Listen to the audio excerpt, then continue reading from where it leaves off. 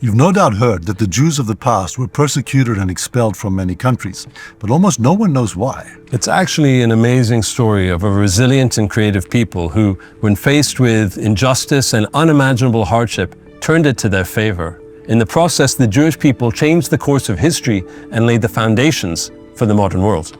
When the Romans destroyed the Second Temple in the year 70, many Jews were enslaved or dispersed throughout the empire. In Europe, they faced a kind of apartheid that limited how they could make a living. They could work as traders, but that was about it. They couldn't own land, so they couldn't be farmers, and they couldn't become craftsmen either.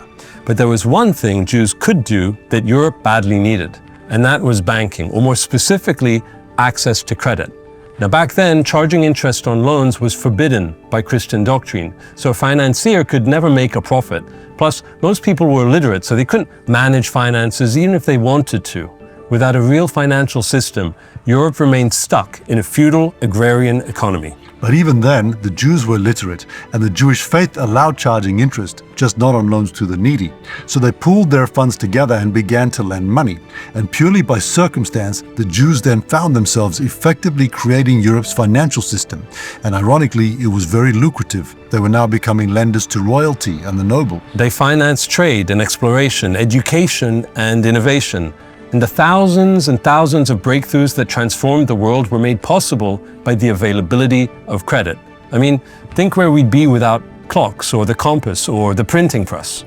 Imagine Europe without windmills, cathedrals or universities, or the military technology that fought back the Mongols and the multiple Muslim caliphates. Credit and liquidity are how the European continent rose out of the Dark Ages and became a global powerhouse. But there was a downside to the lending business. People are usually happy to borrow money, but not always happy to pay it back. And if they couldn't manage their debts, they'd get resentful, and this created prejudice. Now, the royals and nobility borrowed massively, often for needless wars and extravagant lifestyles. And when they couldn't repay their debts, they found a convenient way to get out of them. They'd falsely accuse the Jews of something horrendous, the infamous blood libel. They'd whip people into a frenzy and then simply allow the Jews to be massacred, or they'd expel them. The royals would then cancel their own debts and seize the Jews' assets. Now, without a nation state behind them, the Jews were at the mercy of corrupt and greedy leaders. This type of injustice happened in the year 1290 in England, in 1306 and 1394 in France, 1420 in Austria, 1426 in Cologne. And 1439 in Augsburg, 1453 in Würzburg, 1454 in Breslau, 1492 in Spain, 1496 in Portugal, to name but a few. Yeah, you get the idea.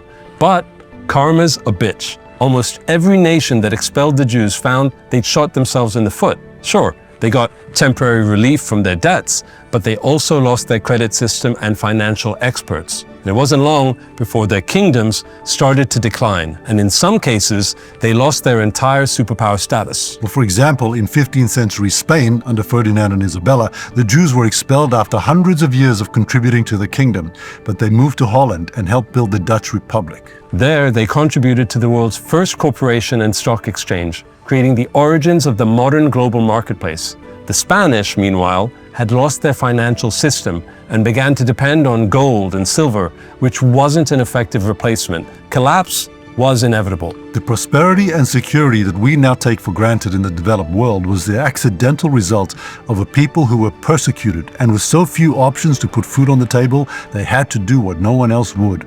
It was a job that made them the target of resentment, of violence and expulsion, but it ultimately transformed Europe and the trajectory of the entire human race. So if you ever hear people say that the Jews were expelled from so many nations because of some kind of moral failing, well, they're right, but the failing wasn't on the part of the Jews. It was on those who abused a peaceful and enterprising community who struggled to survive, inadvertently helped lay the groundwork for the modern world as we know it.